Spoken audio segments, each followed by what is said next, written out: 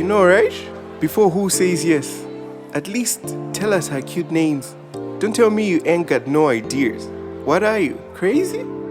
AdorableHer this, AdorableHer that. The test of time for us.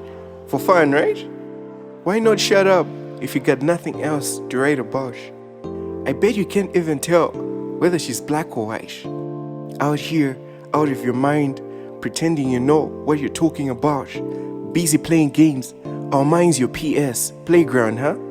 Ignoring the attention we give your poetry, like we simply spend our days mooching about. Perhaps that's just your way of thanking us for sticking around, huh? Another 5-page piece filled with empty phrases, like nothing to really write home about. I mean, who knows? It may not even be about us, bruh. It might be that you have yourself on the agenda, out here trying to shine when we all know fireflies shine brighter. I ain't trying to tease. I simply mean to even have the guts to approach one of the least of this. My bad. No offense though. Jokes aside, at least let's get serious, bro. All I need is nothing but a crystal clear explanation. You can keep the specifics, but at least provide a clear description. I hope you still love me if I list more than one specific question. I hate to interrupt, but honestly, I ain't so sure whether or not she's pretty dark. I mean, who knows whether Princess Cutie is darker than darkness itself, making it hard for even herself to distinguish her own shadow from her pretty self.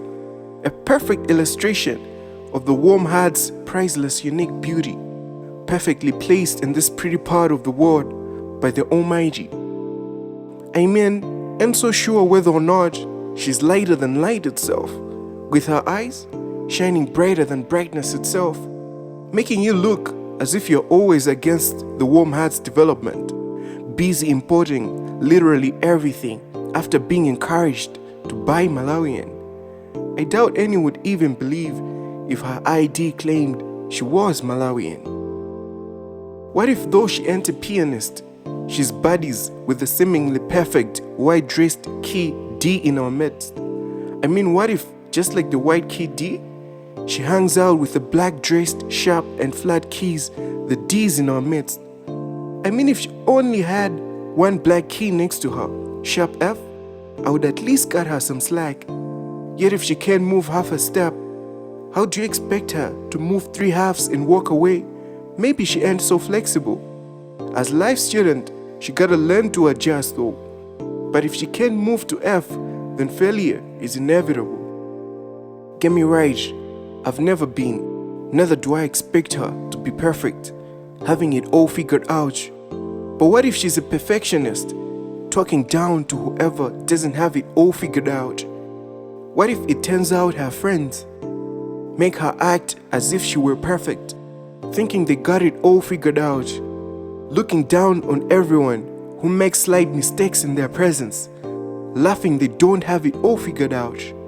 What if I later find out Her Majesty ain't nothing close to perfection, knowing she doesn't have it all figured out?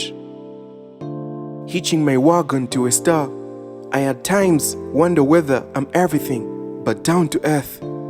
Yet for those who say I should stop dreaming, I would ask but for one favor. Please wake me up before I meet my death. As a freshman, I gotta admit I'm new to this field. With a week of orientations, please introduce me to this world of realities.